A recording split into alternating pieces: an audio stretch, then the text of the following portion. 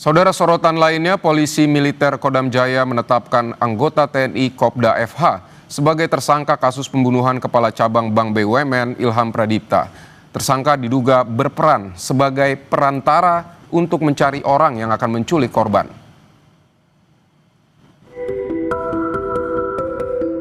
Setelah polisi menangkap 15 tersangka kasus pembunuhan Kepala Cabang Bank Ilham Pradipta, fakta baru terungkap, yakni adanya keterlibatan oknum TNI.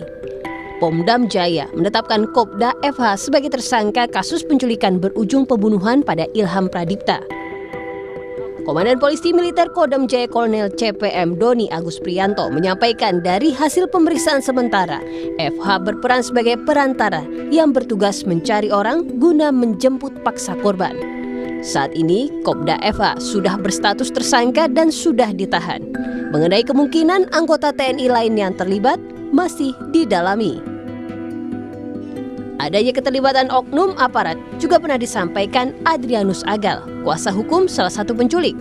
Kopda FH diduga sempat memberi perintah pada Eras, pelaku penculikan Ilham Pradipta. Oknum F ini dia bilang, Eras, pekerjaannya nanti kamu untuk menjemput paksa seseorang. Nanti setelah kalian jemput paksa, kamilah yang akan mengantarkan yang dijemput paksa itu ke alamat di Bogor. Pada saat mereka telah melakukan jemput paksa itu, kalau tidak salah, itu 45 juta rupiah. Itu yang sebelumnya dijanjikan lebih, tapi ternyata dipotong oleh oknum F ini. Kriminolog Universitas Indonesia Hanifah Hasna menyebut ada peran strategis oknum TNI dalam kasus ini, karena seorang oknum disebut mempunyai jaringan dan bisa mengintimidasi orang lain. Tapi setidaknya ini menjadi presiden buruk terhadap institusi TNI terkait dengan salah satu anggotanya yang menggunakan seragamnya untuk menunjukkan kekuasaan atau otoritasnya kepada masyarakat. Demikian. Dan yang perlu kita ketahui lagi adalah apakah selama ini dia menggunakan fasilitas yang diberikan oleh TNI, misalnya dengan menggunakan seragam atau atribut-atribut lain yang mungkin bisa mengintimidasi orang lain. Sebelumnya, polisi telah menetapkan 15 tersangka dalam kasus pembunuhan Kacab Bank Muhammad Ilham Pradipta. Dari pemeriksaan 15 tersangka, kasus pembunuhan Kacab Bank terbagi menjadi 4 klaster, yakni klaster aktor intelektual, klaster pengintai korban, klaster penculikan, dan klaster penganiaya korban. Meski sudah ada tersangka, namun hingga kini motif pembunuhan belum diungkap. Tim Liputan Kompas TV. Saudara, untuk membahas lebih lengkap mengenai teka-teki pembunuhan ini, sudah bergabung Kabar Reskrim Polri 2009 dan 2011, Pak Ito Sumardi. Selamat malam, Pak Ito. Selamat malam, Mas Pidi. Pak Ito, ini ada oknum TNI diduga jadi perantara penculik Ilham, tapi menurut Anda apakah peran ini sebatas perantara saja atau seperti apa? Apa Anda punya pandangan lain? Ya, kalau kita melihat daripada peran oknum anggota TNI ini, tentunya kita masih harus melakukan cross check ya dengan pelaku yang lain. Kan sementara ini ada yang disampaikan oleh pelaku yang disuruh, kan oknum ini dalam 4 klaster ini adalah bertindak sebagai perantara ya. Kemudian mencari orang-orang yang bertugas menjemput paksa daripada korban di lokasi penculikan. Otomatis kini ada nanti dari jejak digital yang bersangkutan, kira-kira apakah ada perintah-perintah lain atau melibatkan orang lain ya. Sehingga kita bisa melihat peran daripada oknum anggota TNI ini itu akan lebih jelas ya. Kita melihat di sini kan sudah ada klaster aktor intelektualnya ya, 4 orang ya yang saat ini sudah dilakukan penahanan. Sehingga nanti pada saat pemeriksaan 4 orang ini juga tentunya mengarah kepada oknum dari TNI yaitu FH. Di sana akan lihat bagaimana jaringan komunikasi mereka, ya pembicaraan apakah melalui WhatsApp ataukah melalui telepon, yang tentunya ini menjadi saat ini menjadi fokus penyelidikan dan penyelidikan daripada anggota penyidik. Ini yang kita akan dalami sehingga kita bisa mengetahui motif yang sebetulnya. Kan motif ini mungkin agak sulit digali ya, karena tentunya setiap orang yang terlibat dia juga mempunyai hak untuk tidak berbicara secara jujur dalam penyelidikan, itu diatur dalam KUHP juga ya. Saya kira kita harus melakukan cross check sehingga dari cross check tersebut akan jelas sekali peran FH ini, apakah yang bersangkutan juga ada yang lain yang terlibat ya, sementara kan masih 15 pelaku yang diamankan. Demikian Mas Vivi. Baik Pak Ito, jadi menurut Anda kalau untuk mengungkap peran dari Kopda FH ini di cross check begitu, siapa saja yang perlu ditanya di klaster-klaster ini menurut Anda?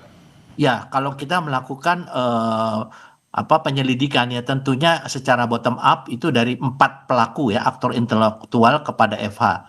Ini tentu harus dilakukan pemeriksaan secara forensik, yaitu melalui jejak digital ya.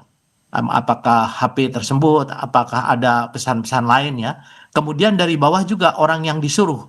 Nah, tentunya kita akan bisa mengetahui apabila orang yang disuruh tersebut menyampaikan apakah memang ada pesan-pesan yang dilakukan oleh saudara FH ini yang mengatakan bahwa disuruh oleh siapa. Jadi dari hasil kita biasanya ada berita acara untuk pengecekan ya secara langsung ya, berita acara ini kita cross check itu yang akan bisa menentukan peran yang bersangkutan. Kan sekarang ini yang dilakukan adalah mekanisme penanganan yang dilakukan oleh 2 instansi. Yang satu adalah instansi kepolisian, yaitu Polda Metro Jaya yang sudah mengambil alih dari Polres Jakarta Timur, dan selain itu adalah Pomdam ya. Karena kasusnya ini adalah koneksitas, memang ada sedikit kesulitan kalau memang dilakukan oleh institusi, tapi tentunya dengan koordinasi maupun kesepakatan atau komitmen untuk mengungkap kasus ini, saya kira ini akan ada komunikasi antara Pomdam Jaya dengan Polda Metro Jaya. Demikian, Mas. Baik, Pak Ito, polisi sampai saat ini belum mengungkap motif para pelaku, tapi setelah peran oknum ini terungkap, apakah bisa terungkap juga motifnya?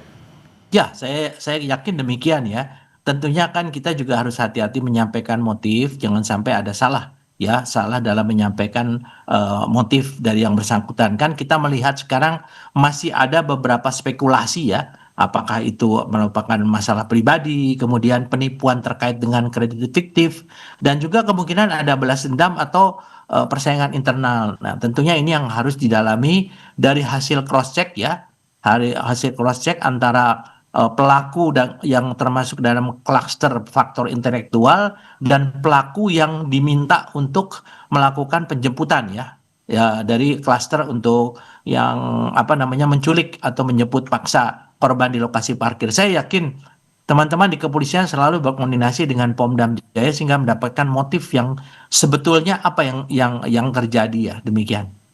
Baik Pak, ini mungkin para tersangka atau mungkin para pelaku ini bakal menutupi perannya masing-masing. Mereka tidak mau disebut atau diungkap bahwa mereka memiliki peran yang terlalu dalam kasus ini. Mereka mungkin hanya mengaku bahwa peran mereka sebatas ini. Nah, ini apa yang harus dilakukan biar bisa cross checknya ini bisa akhirnya polisi bisa menemukan bahwa peran masing-masing ini seperti ini begitu?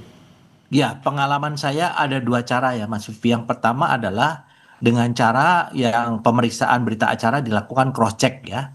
Kemudian yang kedua adalah dengan scientific ya, jadi pemeriksaan secara ilmiah yang melibatkan daripada pemeriksaan jejak digital, kemudian juga pemeriksaan lain-lain ya, terutama dengan pihak-pihak yang bisa mempunyai satu kesimpulan dari hasil komunikasi ya.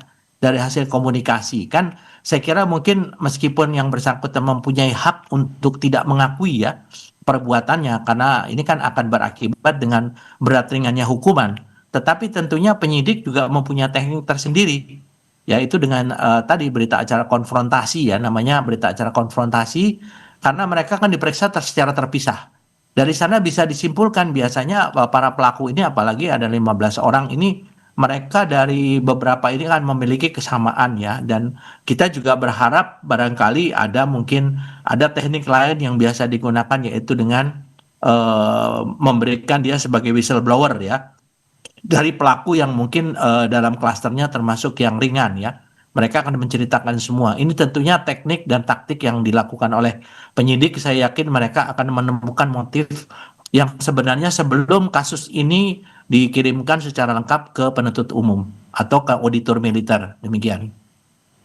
Baik Pak, kalau Anda melihat ini pelaku ada 4 klaster, apakah ini justru menjadikan kasus ini rumit atau justru mudah untuk dipecahkan Pak?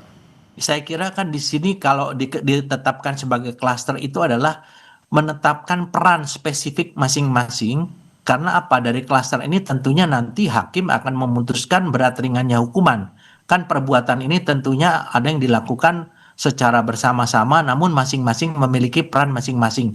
Nah ini tentunya memang kalau dilihat daripada proses penyidikannya agak sedikit sulit ya, karena bagaimanapun juga polisi harus betul yakin bahwa orang-orang yang dalam klaster ini memang melakukan perbuatan secara spesifik sesuai dengan apa yang dilakukan. Kita tidak mungkin membuat satu hal yang misalnya dia kasusnya ringan menjadi berat, dan itu tentunya ada asas profesionalisme yang harus dipegang oleh para penyidik ya. Saya kira mungkin kalau dikatakan sulit, ini kan sudah merupakan satu keseluruhan, mereka sudah punya satu gambaran ya. Kalau dikatakan adalah kasus ini daripada anatominya sudah dimiliki, kemudian masing-masing akan ada perannya. Dari peran ini nanti akan menentukan tuntutan daripada jaksa ya. Tentunya jaksa akan menuntut sesuai dengan peran masing-masing orang yang terlibat dalam satu kasus atau peristiwa pembunuhan ini. Demikian. Baik Pak Ito, kalau yang Anda baca sebenarnya ini apakah ada oknum aparat, apakah hanya dia saja atau kemungkinan ada oknum-oknum aparat yang lain? Singkat saja Pak. Ya, saya kira mungkin itu penyidik yang lebih tahu ya, dan saya kira mereka juga akan terus berusaha untuk mengungkap kasus ini sehingga kasus pelaku-pelaku lain yang kemungkinan terlibat pasti akan dilakukan upaya untuk menegakkan hukum terhadap mereka. Demikian. Baik Pak Ito Sumardi, terima kasih untuk pandangan Anda yang sudah disampaikan di Kompas Malam hari ini.